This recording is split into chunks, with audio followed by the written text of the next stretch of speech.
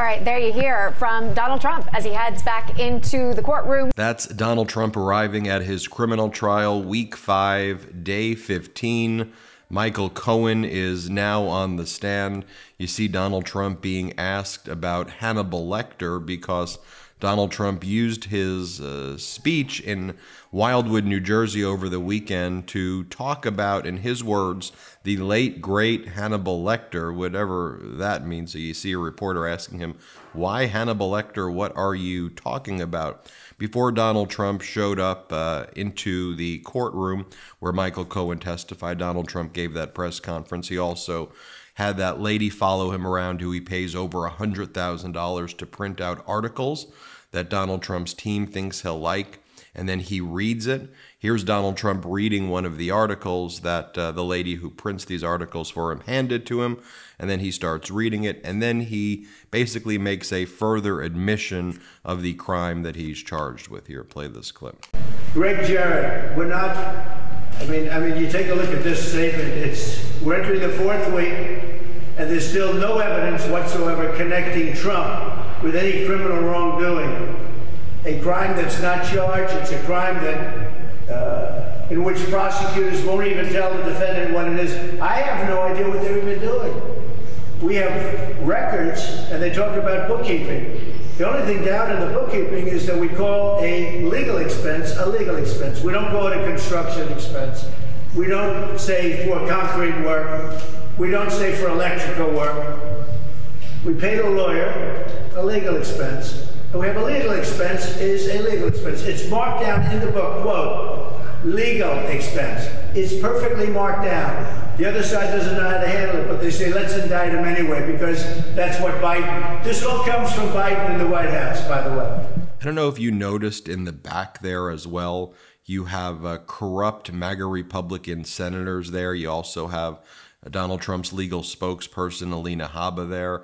But you see that you had Tommy Tuberville there from Alabama. You had J.D. Vance there from Ohio, both MAGA Republican senators. It also sounded for a moment that Donald Trump said, like, it's not election expenses. He said electric, but it was very close to saying election expenses. The whole point, Donald Trump, is that the payments were not legal expenses. They were not legal reimbursements. They were hush money payments that were falsified in business records to make them appear like legal expenses in order to interfere with the 2016 election. But look, if you want to go take the stand, like you told people you were going to and testified to that, go and do that. Go take the stand and say, look, it was a legal expense. It was legal expenses. But then the question is, legal expenses for what? If you're going to go and say that, right? You should open yourself up to cross-examination, because your entire legal defense and your entire legal team thus far has claimed none of this exists and none of this is really happening and it's all false and don't believe anybody. And also Donald Trump's likely not going to testify, but ultimately we will see there.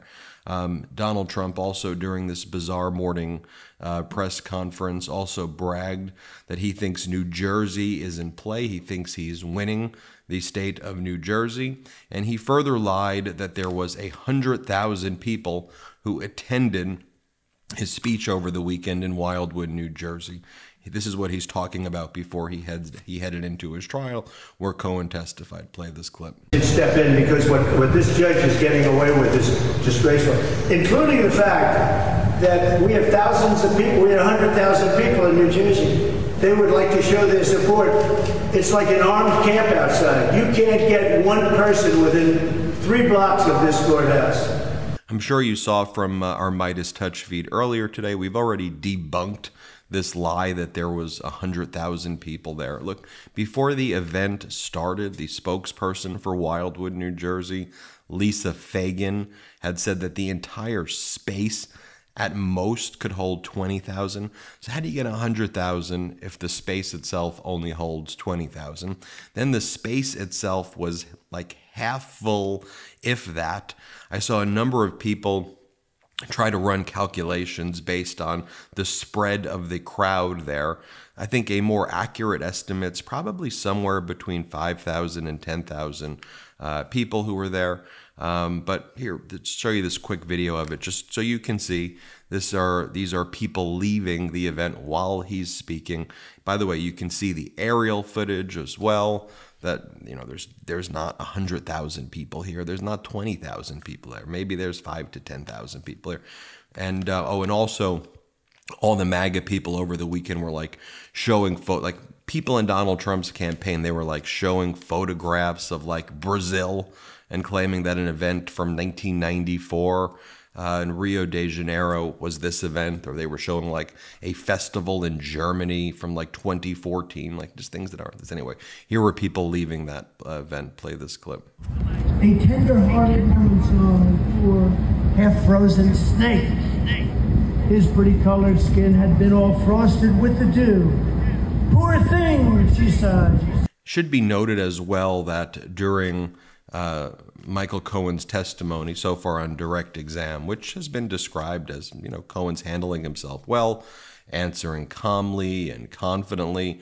As Katie Fang writes, as Michael Cohen testifies against his former boss, Donald Trump sits just a few feet away, his eyes appearing to be closed. Seems like Donald Trump may be falling asleep again, or can't handle the truth, or is too afraid to look Michael Cohen in the eyes. I thought that was notable. Another notable moment inside the courtroom is when Michael Cohen explained that Mr. Trump never had an email address.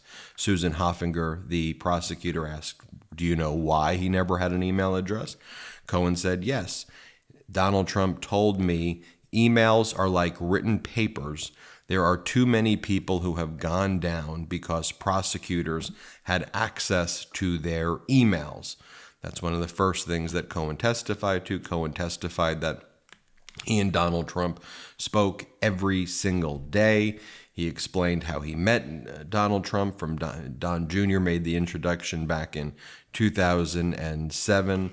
Michael Cohen also quoted Donald Trump warning him that as Trump announced he would be running for president, quote, this is what Trump said to Cohen, "There's going to be a lot of women coming forward." And Michael Cohen then began testifying, and that's what's happening right now, about how he would basically be the fixer for Donald Trump. And Cohen didn't use those words, but how he would help Donald Trump with all of these issues.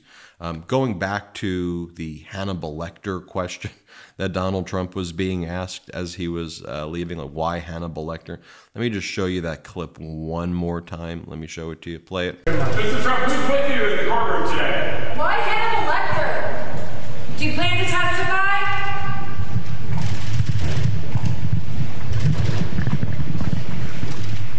All right, there you hear from Donald Trump as he heads back into the courtroom. And again, at Donald Trump's event in New Jersey, at that Wildwood event over the weekend, you know, normally on campaigns, people spend time talking about issues. They talk about, you know, the economy. They talk about healthcare, specific policies. Donald Trump doesn't do that.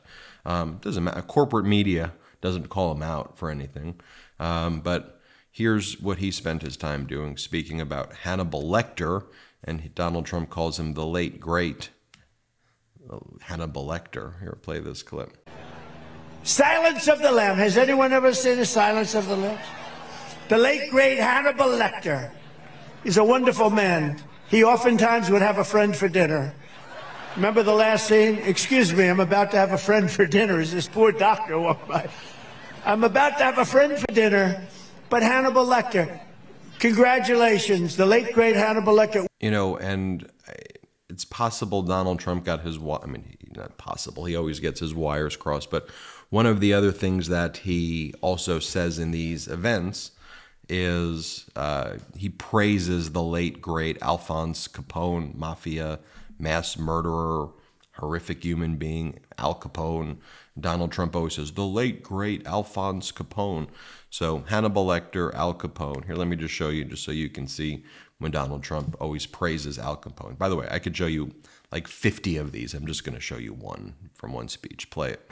And I always say Al Capone, the greatest of them all, gangster, Scarface. Right, so that's where we are right now.